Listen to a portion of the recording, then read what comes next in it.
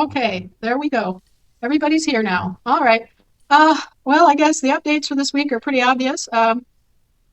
We've had a lot of different things go on. We obviously have had the outbreak of an unforeseen and ugly and misreported attack on Iran by U.S. forces. The U.S., of course, is not America. This is not our country at war with Iran. This is a foreign British territorial subcontractor, a federal subcontractor of the American government, acting out of school and trying to claim that their actions are in defense of this country, when obviously what's going on over there doesn't have anything to do with us. That's just an excuse so that they can charge off their expenses to us. And so the modus operandi of these federal subcontractors, which are in the business of providing mercenary services, is to get paid for those mercenary services by other governments, in this case Israel, Britain, and the Roman municipal government. They're paying the USA Inc. to go over there and do this.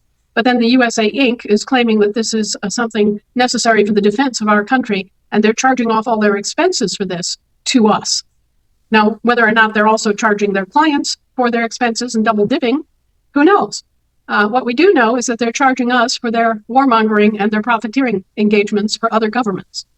We also know that they are lying by omission to our service members, and they're using them as cheap mercenary forces when the men and women who've signed on for tours of duty with the U.S. Air Force and the U.S. Navy and the U.S. Army and the Coast Guard and all the other services are given no full disclosure about this.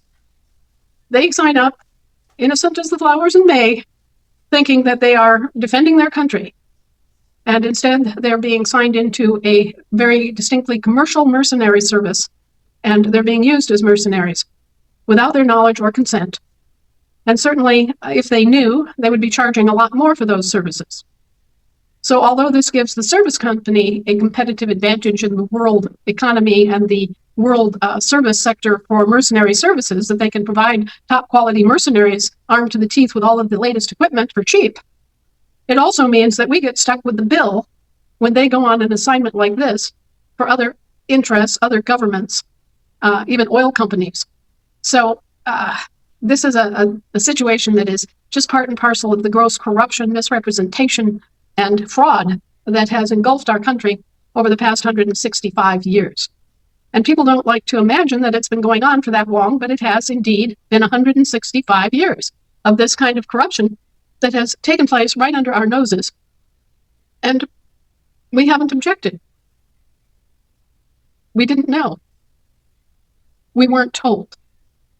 And I guess in that little snippet right there, we weren't told, sums up the entire passion play, the entire drama that we've been immersed in, because both of our federal subcontractors that survived the quote-unquote American Civil War mercenary conflict should have told us, the American public, what was going on. Both the popes in their office as the Roman pontiff and the generals who inherited the responsibility that was foisted off on them by Abraham Lincoln owed us good faith service. And that good faith service provision in their service contract obligated them both then and now to fully disclose the situation and to assist their employers in dealing with it. If that had been done by Ulysses S. Grant and William Tecumseh Sherman and the rest of the party hardies coming out of the Civil War, we would not be in the situation that we're in today. However, these men kept their mouths shut and took advantage of the situation and took advantage of their employers, basically lied about the entire situation, pretended that our government was absent in interregnum, missing, no idea where it went, when clearly and plainly, and according to Lincoln's own words, was vested in the people of this country. Now, not everyone understood the specific meaning of people that was enshrined in the preamble of the constitutions, all three federal constitutions. Because it wasn't just the living people that we think of, it was the people with a capital P, meaning the lawful persons of the land jurisdiction of this country, who were state citizens, not federal citizens, who signed the constitutional service contracts and who are both enabled and ultimately obligated to enforce those contracts. Now, nobody can interfere with the contractual process. That includes the governments who are the principals operating the federal subcontractors that are vendors of services. To put this absolutely square and right in your minds, know that the British territorial subcontractor operating as the United States of America Incorporated, and now we even have another version, the United States of America LLC in operation, are British Crown corporations, and they are basically under the control of the British government.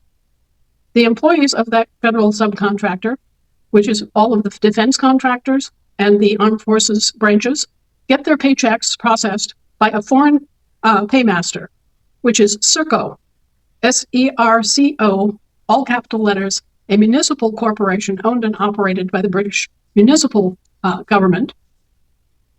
And so we have a situation where our armed forces have been paid, objectively paid, by a foreign government. Now, how such a situation could occur and be sustained with any credibility for any length of time is a question that will forever remain one that I wish to have answered. And yet there is no credible reason, there is no credible explanation of how generations of generals at the staff level of the Joint Chiefs of Staff have taken it for granted that a British corporation was operating as their paymaster.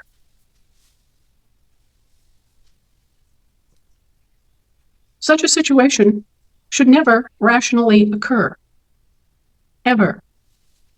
The process, the paymaster role of a sovereign country and nation for their own armed forces is a responsibility that logically only that sovereign nation can undertake.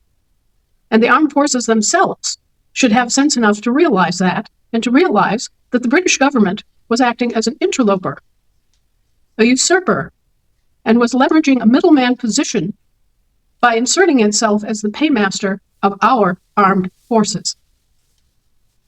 This ridiculous situation has continued ever since the Civil War.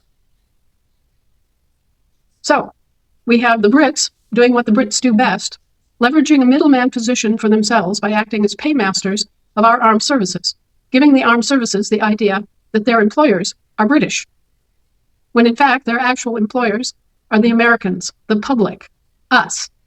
Every penny extracted for their equipment, for their uniforms, for their support in the field, for their weaponry, all of it comes out of our hides. And it is extracted by the British government using lawfare, which is essentially criminal personage, barratry, and aggravated identity theft, resulting in illegal confiscation of private property under false legal pretenses. And they've been getting away with this for a century and a half and more. This sickening situation has been brought to the attention of the world, and to the Trump administration, and to the municipal government subcontractors, and to all of the authorities that are responsible for riding herd on this sort of thing and making sure it doesn't happen. They have all failed.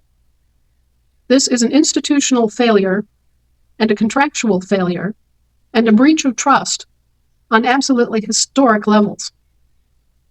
So, whether people like to look at this and cynically laugh and say, oh boy, those Americans are really stupid, really trusting, they deserve to get reamed, they deserve to be fleeced, or you want to look at it in terms of, here are these innocent, faithful, wonderful people who put their faith in what they thought was their government and were betrayed, utterly betrayed in breach of contract and in breach of trust by public servants, by public employees that they trusted and that they depended upon to fully disclose and to operate in a fair and above-board manner based on the good faith service clause written into their service contract over 200 years ago.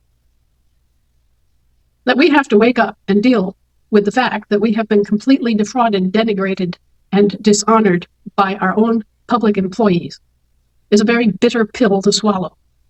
That is nonetheless the situation that we face. And this is not the first time in history that this has happened. King Louis of France encountered the same exact situation during the French Revolution. He and his queen, Marie Antoinette, were blissfully unaware of the grotesque amounts of corruption and fraud and extreme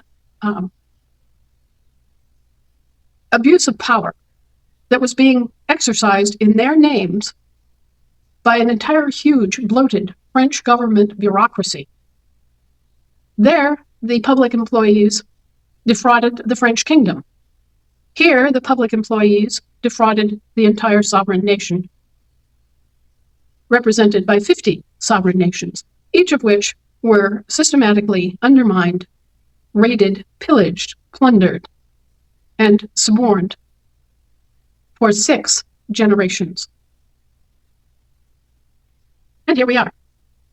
The people responsible for this, the bankers, who had to wink and turn a blind eye because they knew damned well that the United States of America Incorporated was not the same as the United States of America Unincorporated, yet they winked and they turned a blind eye and they let the British territorial subcontractors have access to our credit.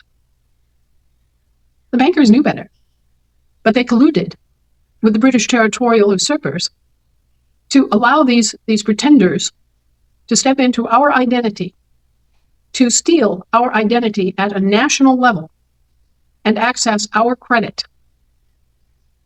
That is the crime and the sin of the bankers, and most especially the central bankers. As you found out this week, if you've been following along with the articles that have been out, the 2008 boondoggle was even worse than what was described as the TARP bailout and the trillions of dollars that were wasted right away by the government. It was actually far worse, because it wasn't 9 trillion. It was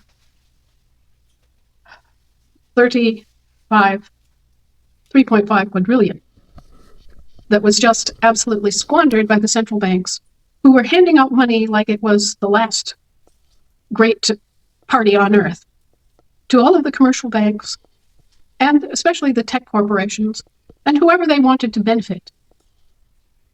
And the way that they did this is that they just arbitrarily expanded the credit being represented by government debt.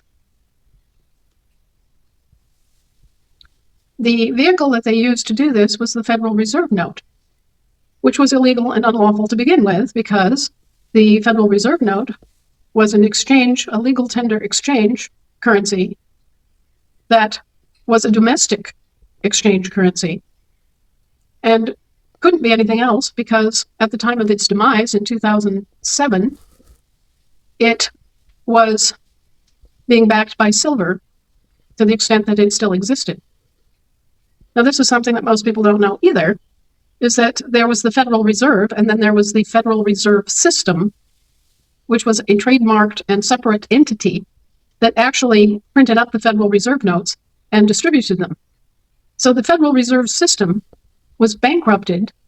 It was teetering on the brink for years, right? Because they just kept expanding and printing more and more and more and more Federal Reserve notes, even when they had exhausted their gold reserves backing the Federal Reserve notes. And just to give you a reference point, some of you are old enough to remember when Charles de Gaulle, the president of France, demanded that the French exchanges be answered in gold. And there was a big stink at the time, I think it was 1963 or something, right around that period, when de Gaulle was demanding payment in gold for anything French. And then that was followed by the Germans, and the rest of the parties in Western Europe demanded everything in gold, because that is what had been provided for in the Bretton Woods Agreement. Well, gold and silver are the international currencies and always have been. That is what was provided for in the Bretton Woods Agreement, because at the end of the Second World War, America was basically the only one with gold reserves substantive enough and had enough gold reserves to rebuild Asia and Europe.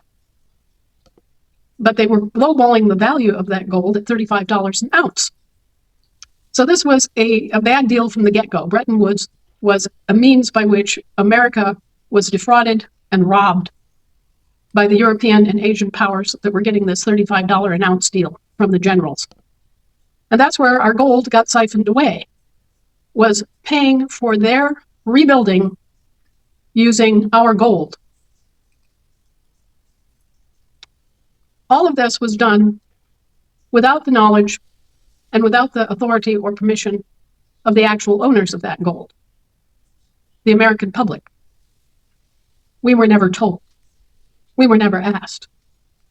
The central banks responsible just winked, turned a blind eye, and continued to play footsie with the British territorial government and the generals that were working for, or so they thought, working for that British territorial government.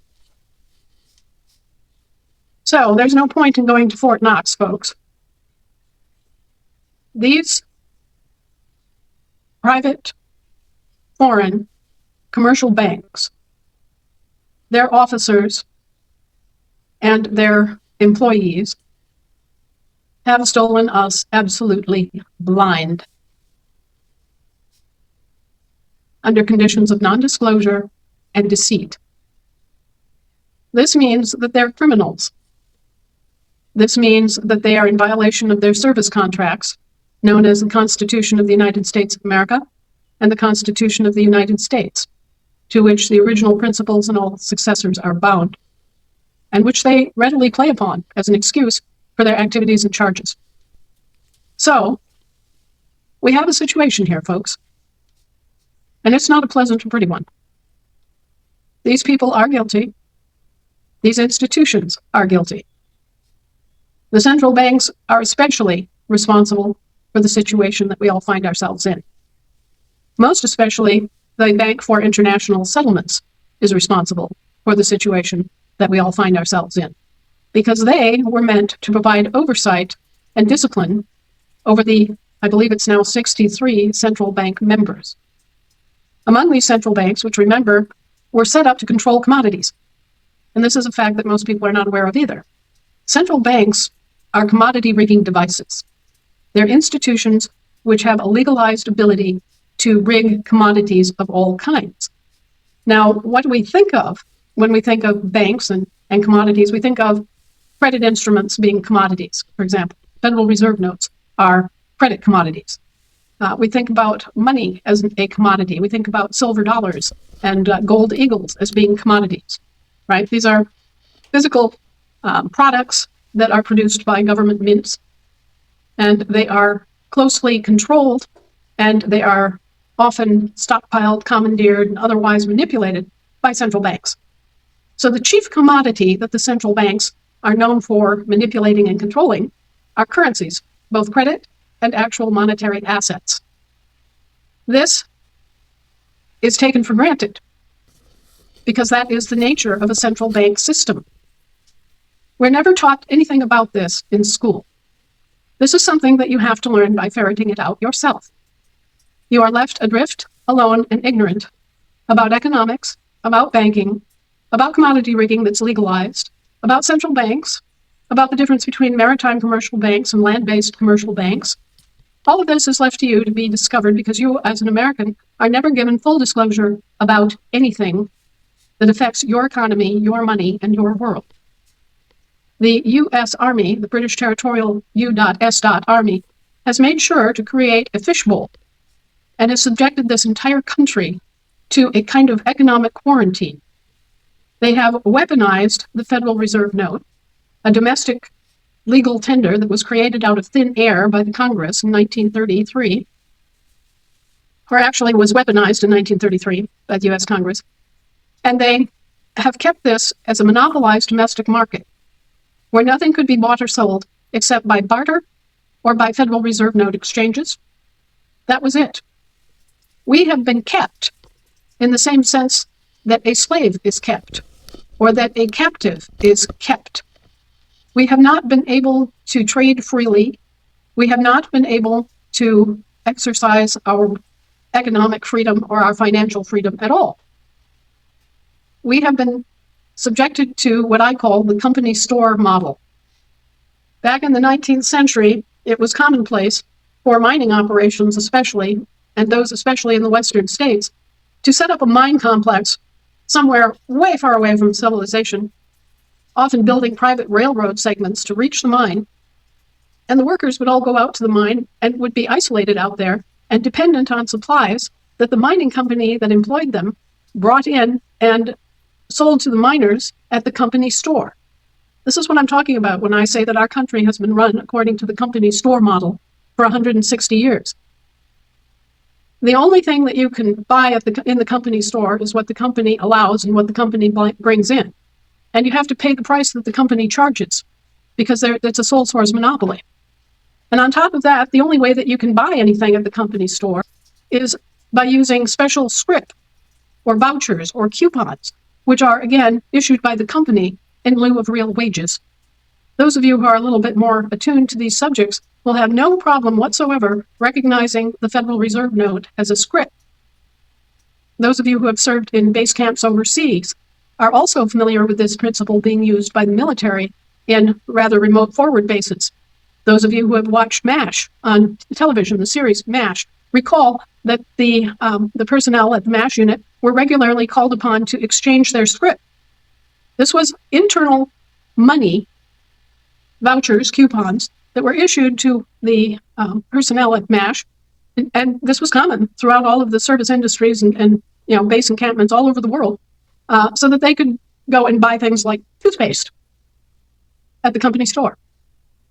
Now, they didn't call it a company store, they called it the PX, but it's the same principle all throughout. Our entire country has been run like this, and we have been the involuntary workers, the slaves, those subjected to peonage, those stuck living and buying everything from the company store using company-issued scrip, the Federal Reserve notes. Are you beginning to see this? Are you beginning to understand what's been done to you and to your country by your employees, especially the employees in the military, which somehow never understood that we are their actual employers? Or if they understood, they were crooked and didn't care, and just thought, well, we have a means to extract wealth from them. We have a means of extracting natural resources from them. So even though we never conquered them in any actual war, and even though what gave rise to the whole situation was an illegal mercenary conflict, we're just going to continue to occupy this country in the name of the Republic, the name of the public, and continue to confiscate their property illegally, to subject them to foreign law, and to occupy their country under the pretense that we are their own dear sweet military, when in fact we're operating as a military directed by a foreign power. That is, quote unquote, the British Empire. Now, I've been bringing you this bad news for a long time.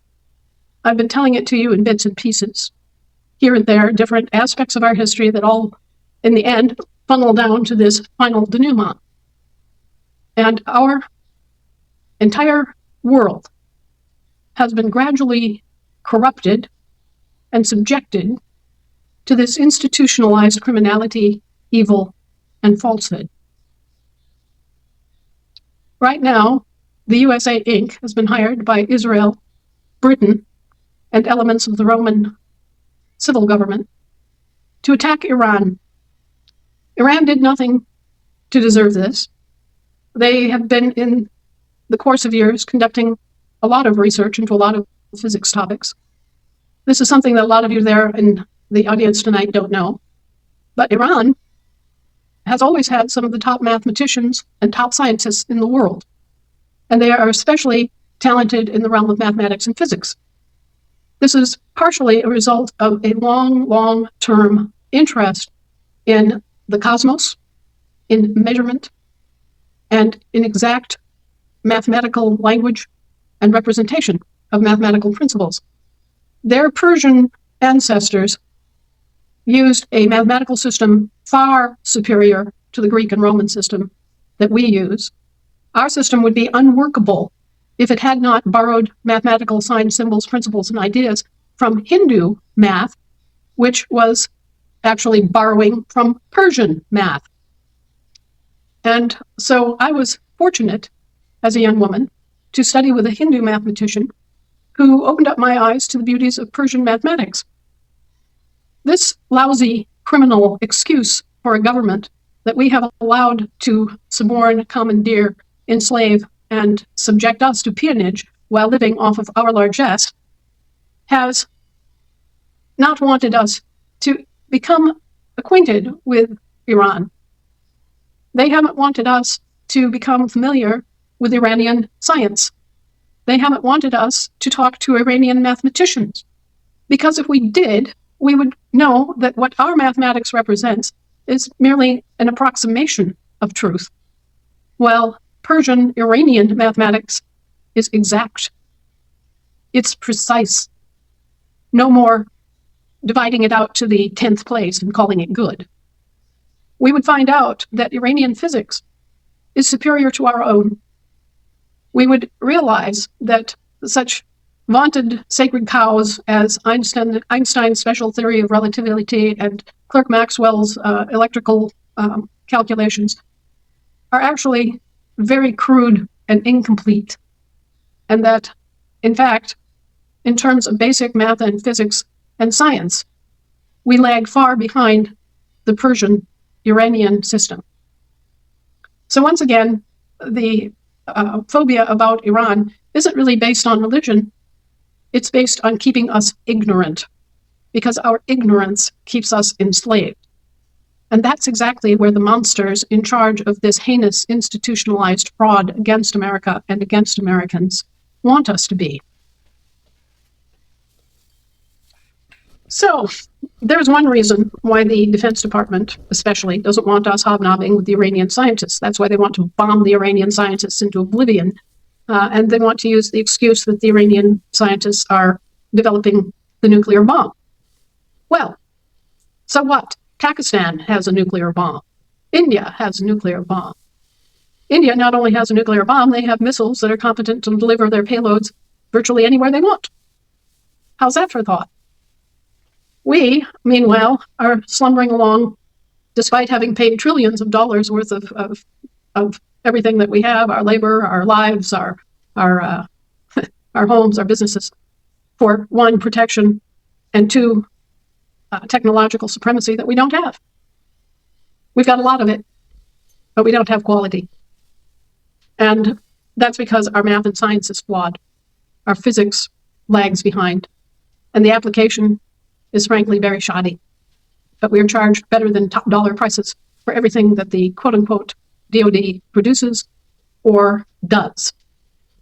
So here we are, attacking Iran, full well knowing that they don't have a nuclear weapon, full well knowing that, except for localized missiles, they don't have any great amount of strategic defense or armament. Going in there, pounding the hell out of them, and trying to make this into some glorious, patriotic thing, when in fact it's a cheap, ugly, mercenary contract for evil men to do evil things. The Iranian ambassador to the UN pointed out that in pursuing nuclear research of any kind, whether it's for a bomb or anything else, Iran is merely exercising its guaranteed rights as a sovereign nation, guaranteed by the United Nations Charter to all members. And here's Donald Trump. I can only think of Slim Pickens writing the bomb down in Dr. Strangelove, creating this horrendous mess, killing only God knows how many innocent people, including Americans. Over what? Well, obviously, oil and oil prices. When the Straits of Hormuz close down, oil prices skyrocket, so big oil gets a nice fat dollop landed on their plate. Score one. Any kind of occupation of Iran opens up the possibility that the perpetrators will be able to steal Iranian oil just as they stole Iraqi oil, or will be able to otherwise manipulate and control the flow of oil, the transport monopoly that they could possibly establish as a result of this. Or maybe it's just simply to be able to redirect Iranian oil to their new planned oil and gas refineries that are being planned for the Israeli sector of the coast, where they have established, already laid out the docking and pipeline facilities to have an oil refinery of major proportions right there in the Middle East, from which they can supply Europe and potentially could also supply the Eastern African countries and India. So you see, this is not about Iran getting a nuclear weapon. Iran has every right to have a nuclear weapon. Iran has every right to study anything it wants to study. And it's no skin off Donald Trump's nose, and it's not the king's business. And if the United Nations doesn't stand up against this, then the United Nations proves itself completely inconsequential, having no role to play, having no oversight authority of any kind, and being stuck just sitting there watching, while Donald Trump very arbitrarily decides, well, I've talked enough. I'm going to go in there. I'm going to violate Iranian sovereignty. I'm going to kick the hell out of them, show them who's boss, and be a bully and get paid as a mercenary, as a corporate subcontractor, as a vendor of mercenary services by Israel and Britain and Rome to do their dirty work. Really has nothing to do with us. And then I'm going to come back home and pat myself on the back and charge the Americans for defending them. From what? From our own stupidity?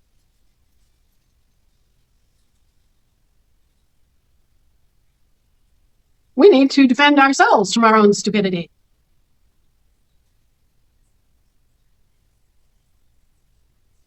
The reason that I issued the international public notice notifying the entire world that this was taking place apart from our country is that our Constitution, all of them, all three federal constitutions, require that our Congress, the American Congress, declares anything approaching a war. We declare war. Our federal subcontractors do not declare war for us. Our foreign federal subcontractors have no war-making authority whatsoever. Their Congresses have no war-making authority whatsoever, apart from their own corporations' activities. So in order for there to be a war between our country and Iran, it requires a vote to declare war by our Congress and a formal declaration of war setting forth the reasons for it. None of that is in evidence. So let's discuss the office of Commander-in-Chief. Those of you who have served in the Navy, and I would assume most people just generally in the course of their lives, know that commander is a naval officer, not even a particularly senior naval officer, pretty much the level of a lieutenant colonel in the Army.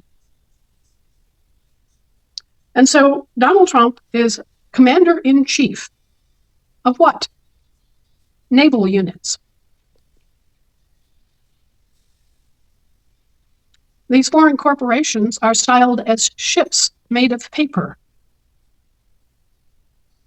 They are vessels, sometimes described as special purpose vessels. And he is the president of the United States of America Incorporated, exactly such a vessel, of which he is the commander-in-chief, in the same way that a commander at sea may be in charge of other vessels. If you have wondered how Donald Trump could continue to be quote-unquote president during the Biden administration, wonder no longer. He continued to be the president of the USA Incorporated, even though he was no longer recognized as president of the United States, or anything acting as successor to the United States. So now let's talk about capitals. Let's talk about Washington, D.C., so everybody finally understands that. You have been taught correctly that our American government contracted for certain essential government services to be provided by three different contractors, vendors of services, operating in separate international jurisdictions. The federal government has no powers at the national level whatsoever. The federal government is composed entirely of services and vendors operating in international jurisdictions. Okay? So when it came time and we were apportioning out these different services that we wanted to receive from these vendors, and we were parceling out the enumerated powers, allowing them to provide these services for us, we also created the federal capital and the District of Columbia. Now, there's a great deal of ignorance and many assumptions about this. So let's clear it up right here and now tonight. The District of Columbia is not and has never been a state of the Union. It's a foreign enclave plopped down on our eastern seaboard as a staging ground and place where our foreign federal subcontractors could conduct their business and have their offices and establish their homes. It is foreign. If Vladimir Putin were to take 5 of his submarines and deploy an entire payload of nuclear weapons against the District of Columbia tonight, if he were to blow it off the face of the planet like a pockmark, a wart, or a pustule, it would be of no concern to us. If they had precise enough targeting, it wouldn't even violate our airspace. That's how foreign the District of Columbia really is with respect to our states of the Union.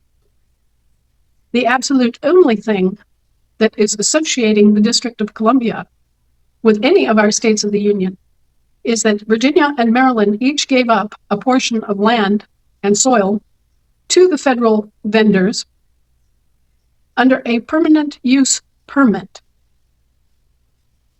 This means they don't have to renew this use permit every year, but it does mean that they have to continue to use the land for the stipulated purpose. That is all that continues to attach any state of the Union to the District of Columbia in any respect whatsoever. So this is a foreign enclave. It's an incursion into our country, into our space, onto our land and soil by foreign federal service vendors. That's what the District of Columbia actually and factually is, and what it has always been. And as for Washington, D.C., for those who are so completely lost about this subject, Washington, D.C. was established as what? The federal capital, as apart from our national capital. Our national capital is and was Philadelphia, Pennsylvania, not Washington, D.C. Washington, D.C. was again set aside for the use and purposes of the federal subcontractors we hired to provide us with certain enumerated essential government services, period. Now, within the city of Washington, D.C., lies the municipality of Washington, D.C. The municipality of Washington, D.C. has been allowed to sprawl outside of its original intended boundary, which was enclosed within the city of Washington, D.C. by the boundary stones surrounding the Capitol building. Technically, the municipal government is contractually obligated to operate only within the boundary stones established around the Capitol. The fact that the British territorials have allowed the municipal government to sprawl outward and to even piggyback along with them into the states of the Union does not change the contract, does not give them freedom to ignore the contract. Okay, so the municipality of Washington, D.C. is a separate, international, independent city-state. Okay?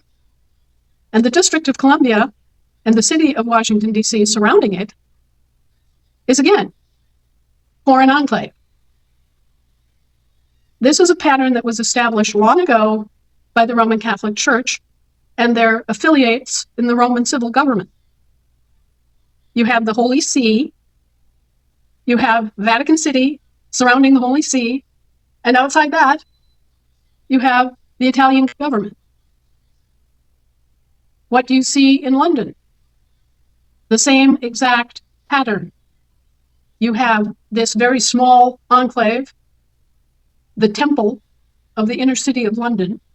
You have the inner city of London, Fleet Street, the bankers, the bar attorneys, all functioning within that foreign enclave. And then you have London, the city, and then you've got the rest of whatever, right?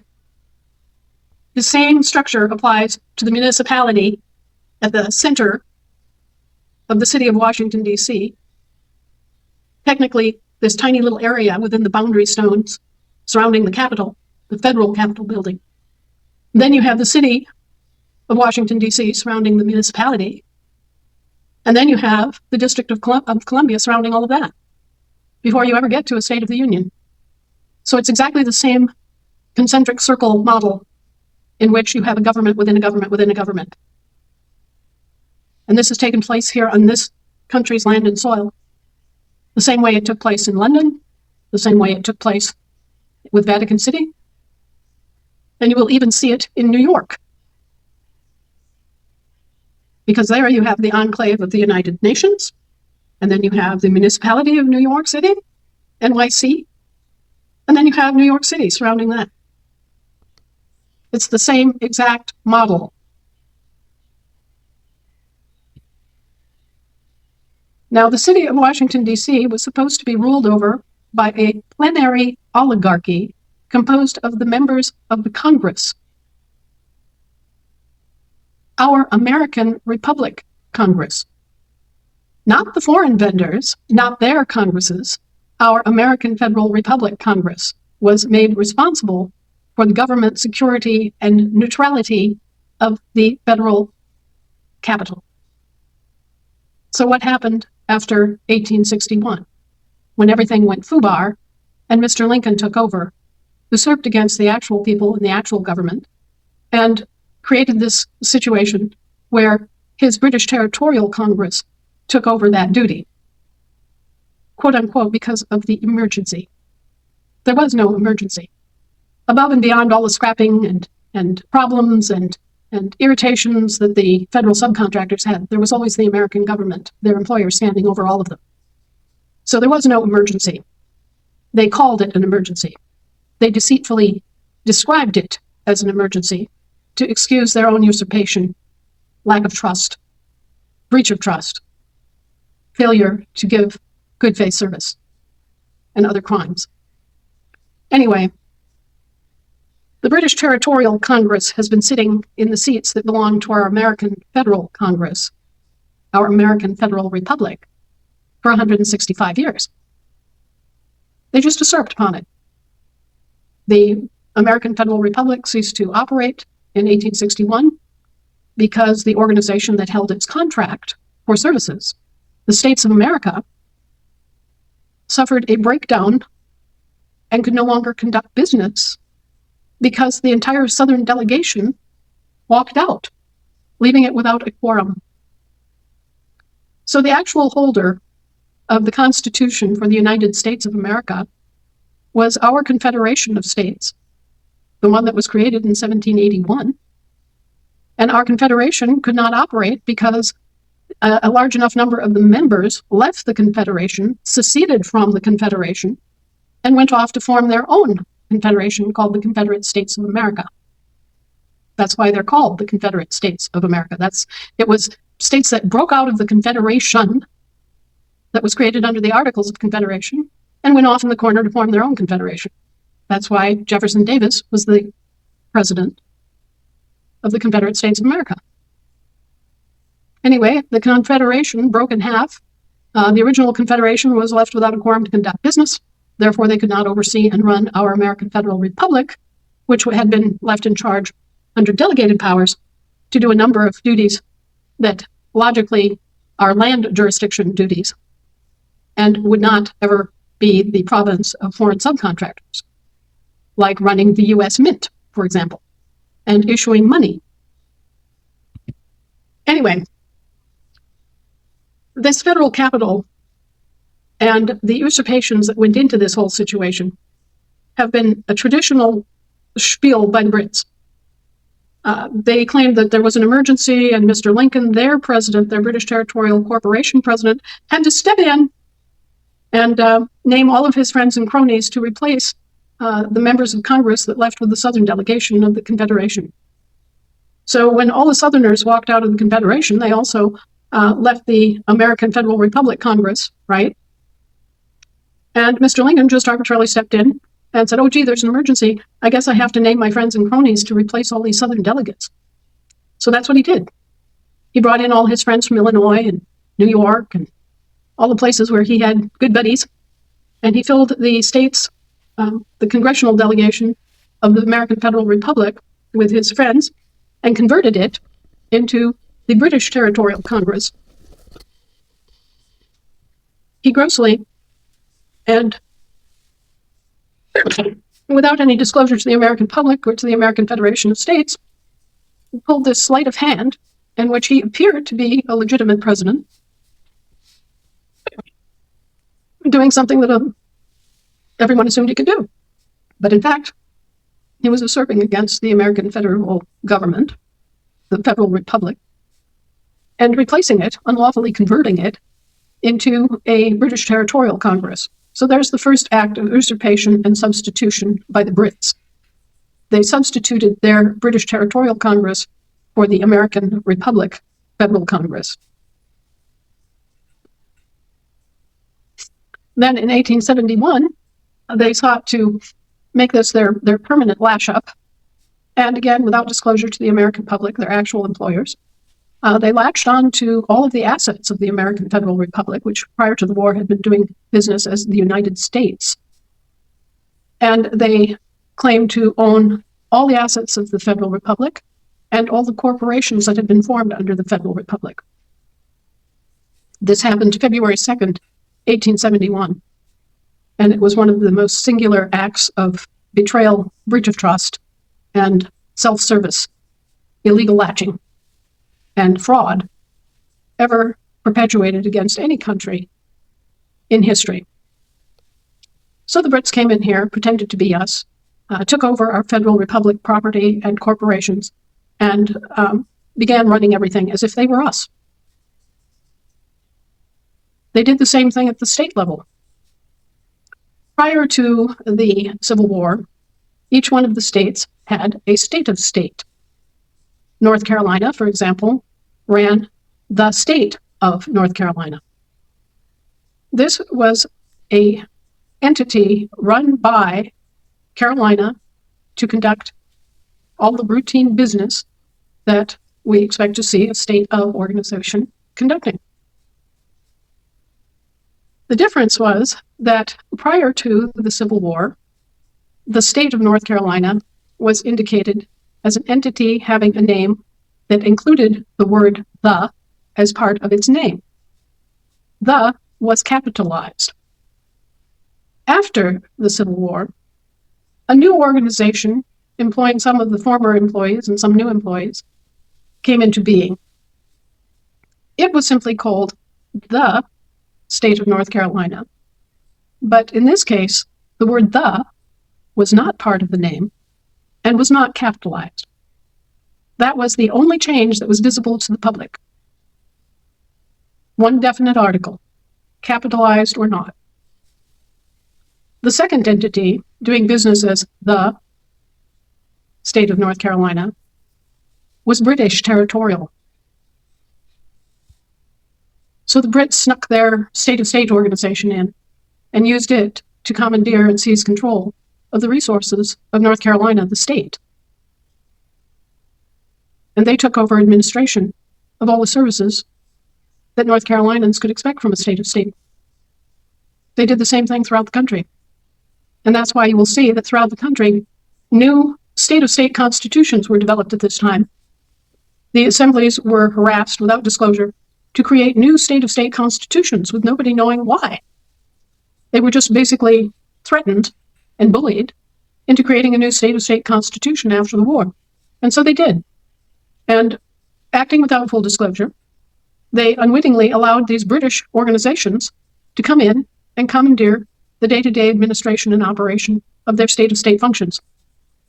So that's the second big substitution scheme that the British territorial government, first under Lincoln and then under his successors, pulled off. The third big substitution was as a result of the February 2nd, 1871 action by the U.S. Congress, claiming all of the property and corporations and chattels of the American Federal Republic. And that was another big substitution scheme and fraud by which they claimed to own and operate the Federal Republic. And now they're trying to solidify their position because their breach of trust, their bad faith, their criminality their fraud, has been brought forward before the international authorities. And Mr. Trump is trying to run an end run around all of that and establish a British substitute officially for the American Federal Republic. They want to bust their way in and take over and be successors officially to the Constitution for the United, with a small u, States of America, without the necessity or nicety of reconstructing the American Confederation of States, the States of America, that is, and without it being an American institution or organization at all. Once again, the Brits are attempting to usurp and substitute our institution, our subcontractor, for one of theirs. So all of this hoopla about the American Republic returning, it's not American. They're trying to foist off another substitution scheme. They're trying to bring in people who, whether they know it or not, are British subjects. Remember, all those ignorant people out in America land have been mischaracterized and misrepresented as British subjects, and they have done nothing to correct their status or reclaim their reversionary trust interest in their American infant descendant estate. And so they're running around with no provenance, no idea that they're doing anything wrong, thinking that they're the Americans, when in fact they're British subjects. And they're helping the Brits try to pull off this substitution scheme again in ignorance. They haven't been taught any better. They don't really know their history because their history was never taught to them in school. And that was deliberate. But now we know. The same thing pertains to public elections versus private corporate elections. We are all familiar with all the political phantasma, all the months of TV and radio ads, all of the candidates by the Democratic Party and the Republican Party and whatever little smaller parties there may be. You know, you have the Green candidate, you have the Independent candidate, but principally you've just got two political parties in this country. And they pre-select every single candidate for every single office, from dog catcher to their own vaunted president of their incorporated service companies. They pre-select the candidates, which leaves the voters with a false choice between, as I put it in my article, my Granobytes article this week, is a choice between two pre-selected candidates. It's a false choice. You don't really have any choice. You've only got the pre-selection to choose from. This is their way of keeping control. This is their way of making sure that no honest person actually serves in any office in their private corporation. This is also the function of the so-called Electoral College, to make sure that they maintain control of their private foreign corporations that have these government services contracts. But it doesn't take a lot of research to get back to a day when Americans knew that public offices were a matter of duty. They were a sacrifice of your personal time. They often, accepting a public office in this country often involved loss of income. Literally.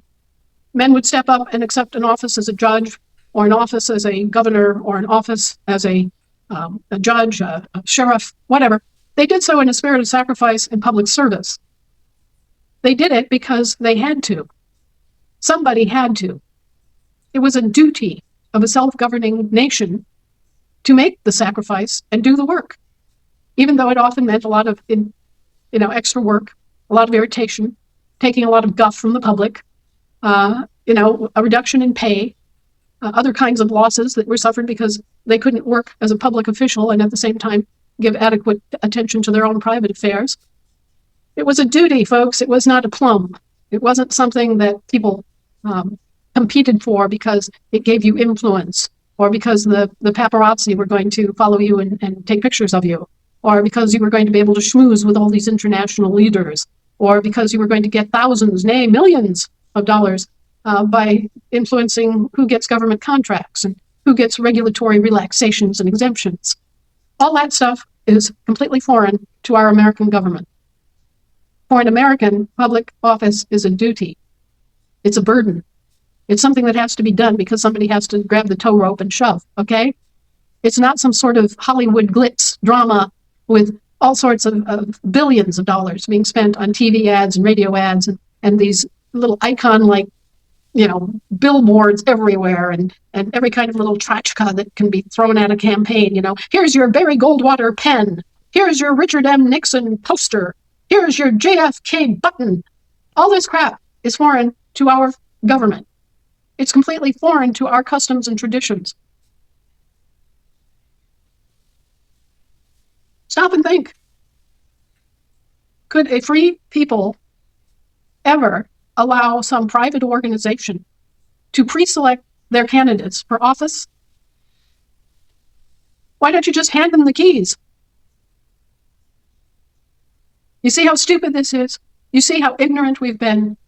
You see how while we've been off living our lives, doing our thing, or at least trying to, despite the constant invasive, snooping, surveilling, coercive nastiness that we experience at the hands of our public employees every single day of our lives, despite that, we've been dutifully ignoring government. And in the course of ignoring government and entrusting it to somebody else's responsibility, we have become dependent, we've been subjected to peonage, and we have indeed been enslaved by our own public employees and by these foreign political parties that are actually lobbyist groups. These are lobbyists no different than the lobbyists that go to Washington, D.C. and plod from congressional office to congressional office on behalf of Philip Morris, the big tobacco company, or those same lobbyists that are constantly wheeling and schmoozing with the members of Congress on behalf of the German pharmaceutical giant Bayer, or any of these other corporations, Microsoft, Palantir, BlackRock. They all have their lobbyist organizations lobbying members who are also lobbyists. Are you getting a clear view of this?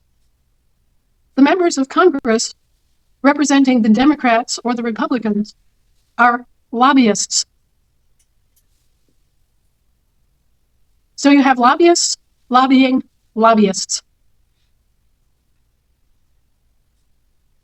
And you have two breeds of pig surrounding the public trough.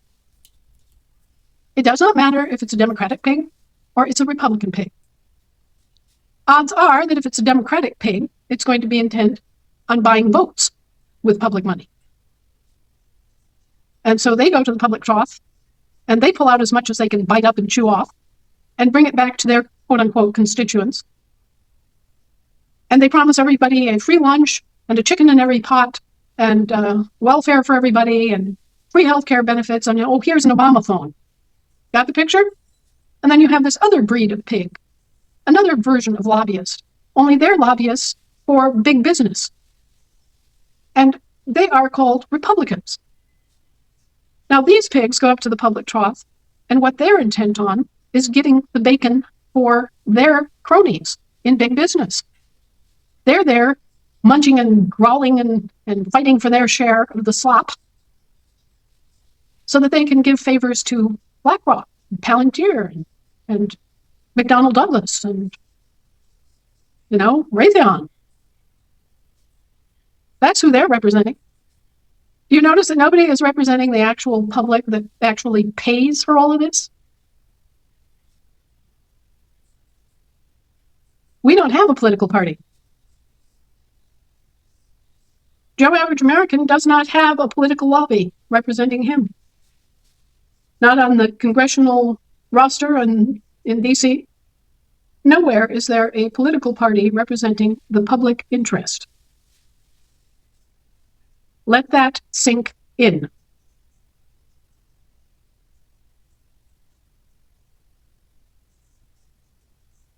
We are supposed to be self-governing. We're supposed to be responsible for making our own decisions. We're supposed to fill our own public offices. We're supposed to hold our own public elections. We're supposed to be in control of this whole mess. And instead, we're sitting on the sidelines with our finger in the ear going, oh, well, I kind of liked what he had to say.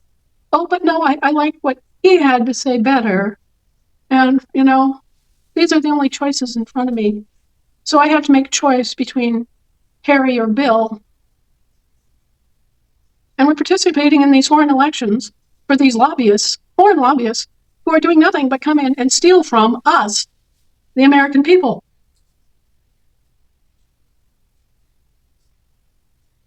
How stupid is this? And I ask you, we have been sitting on our duffs, and every day that we live, this panoply of insanity has been in front of our faces, and somehow we've managed to ignore all of it. We've ignored the takeover of our military. We've ignored the takeover of our states of states. We've ignored the takeover of the Federal Republic Congress. We've ignored the suppression of the Federation of States. We've ignored the suppression of the states themselves. We've slept through it all.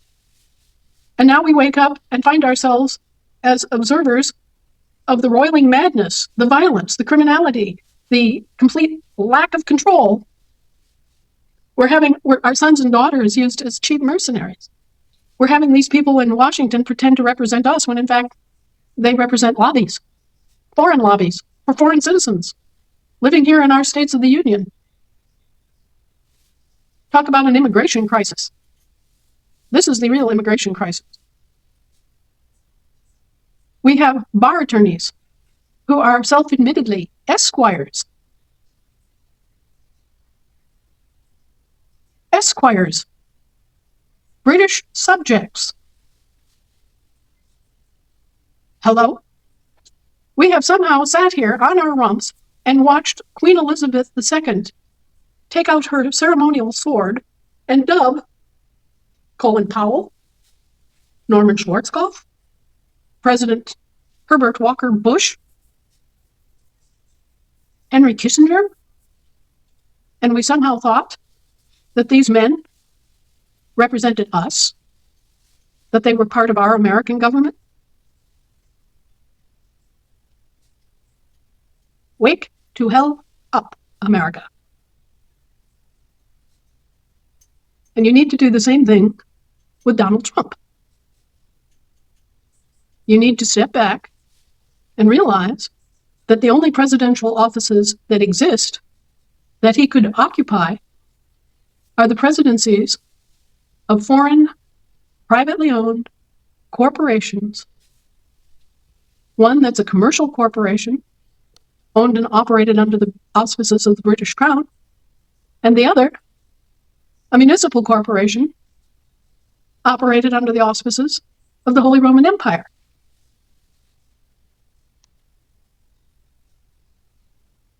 There is no federal republic right now in operation. There is no American federal republic in operation. Therefore, no president of the American Federal Republic is possible.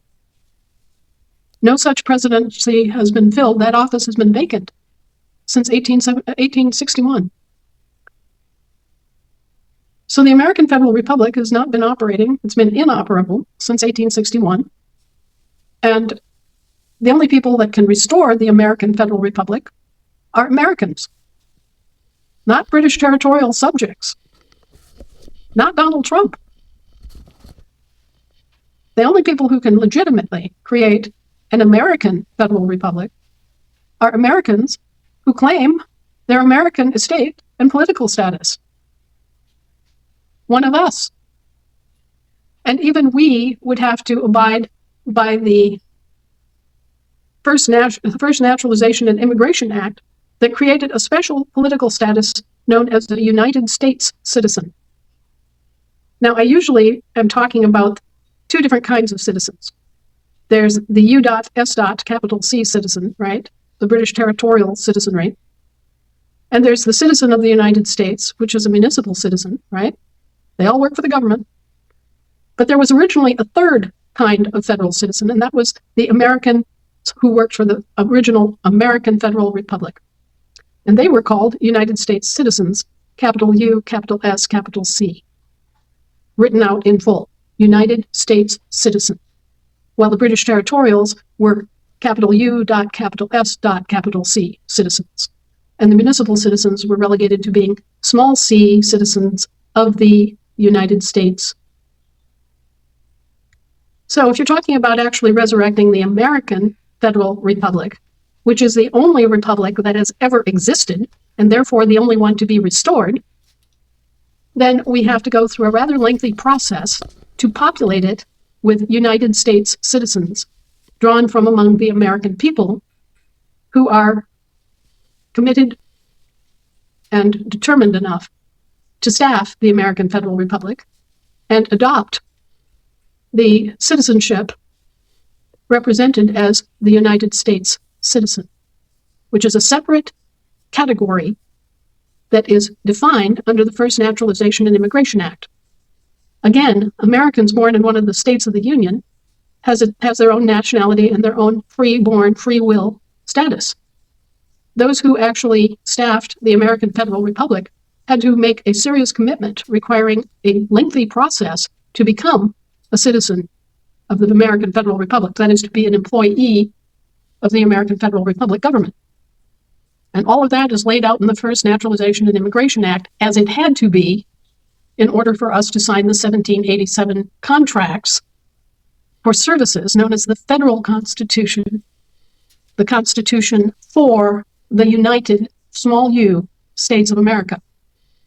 Now, I haven't looked at it in years, but when they revised the federal laws and re-annotated, numbered, and established code standing, I believe it was probably codified as Section 2565 of the Immigration and Naturalization Act. So, anyway, all of that is in history books and in the law. You don't have to depend upon me for that. You can look it up for yourselves. Each one of the federal subcontractors, American, British, and Holy Roman Empire, had their own citizenship attached to it. All of these citizens were operating in international jurisdiction. None of them were operating in national jurisdiction. The only ones operating in national jurisdiction were the American people with a small p. Even the state citizens were operating in international jurisdiction. And that is how they could form contracts with the federal vendors. All the federal vendors are operating in international jurisdiction. So in order for them to have a contract to provide services to our states of the Union had to have people that were also operating in international jurisdiction. And so we find that the people who are operating as state citizens, simply capital S state, citizens, capital C, were those members of the state assembly who swore basically an allegiance to their state that was unique and singular, and who then embarked upon representing the interests of their state in international venues. So among the kinds of citizens, there were state citizens operating in international venues who were members of their state assembly. And they are the ones who actually formed the contract and signed off on the constitutional contracts with the service vendors, the federal service vendors. So you have 4 different kinds of citizen. You have state citizens, you have United States citizens written out, who were the original citizenry of the American Federal Republic. You have U.S. capital C citizens that were British territorial citizens. And you have citizens of the United States that were municipal citizenry, part of the federal civil service. So you have citizens serving their state government. You had citizens serving the American Federal Republic, which has been inoperable since 1861. You had British territorial citizens, primarily serving in the armed services in some form or another.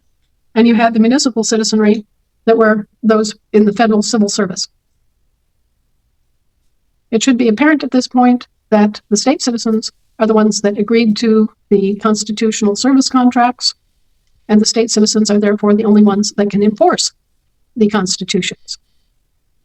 We are very lucky now that our assemblies are assembled, that we have state citizens who are enabled and competent to enforce the federal constitutions.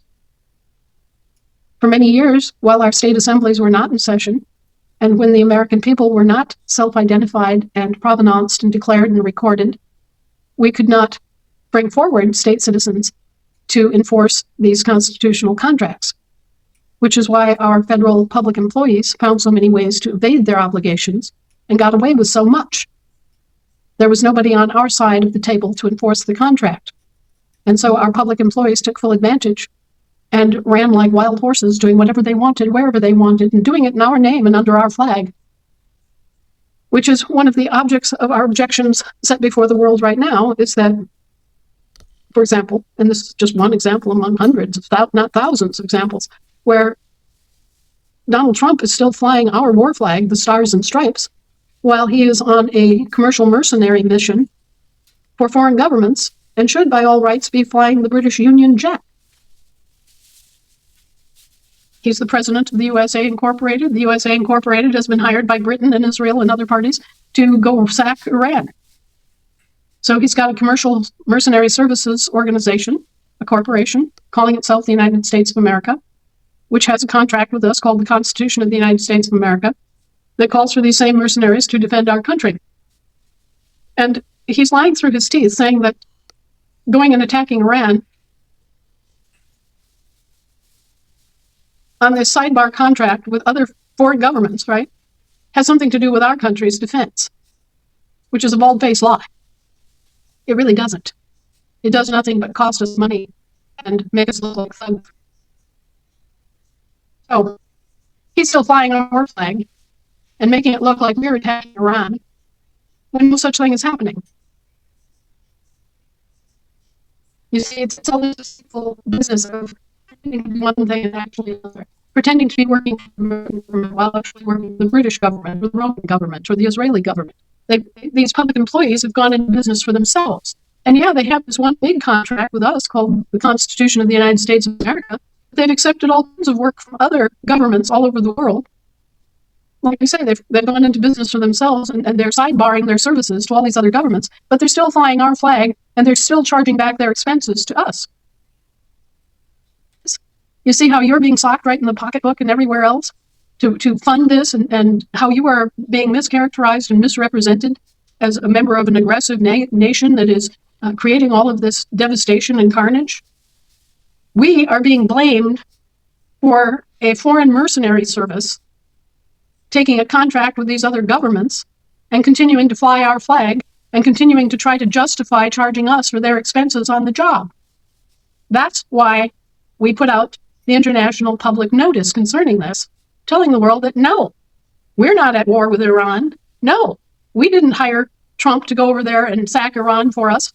No, we did not give him permission or authorize him to do any such thing. Our contract clearly states declarations of war by Congress. This is a mercenary operation that has been undertaken as a separate contract by the USA Inc. for foreign governments. And if Mr. Trump is going to accept foreign mercenary contracts from quote-unquote Great Britain, he can jolly well fly the Union Jack and make it clear who the devils are. Make it clear that it's the Brits who are doing all this. Make it clear that he is working for the Brits in a mercenary capacity. Make it clear that it has nothing to do with the American people or our country whatsoever, or our defense whatsoever. That's the honest thing to do. Strike the Title IV flag, take down the Stars and Stripes, put up the Union Jack, and admit who you're really working for. Admit, show at the masthead who's causing all the problems. Show who your client is. It sure as hell isn't us. We did not allow or permit any president to declare war. Nothing in any of the federal constitutions even hints at allowing a commander-in-chief to declare war. So, this is all a very terrible situation in which our country is being blamed for aggression against Iraq because one of our federal service vendors is taking a sidebar contract from foreign governments to act as a mercenary service and go do the dirty work for these foreign countries, and is still flying our flag, giving the world the impression that he's doing this for us and at our behest.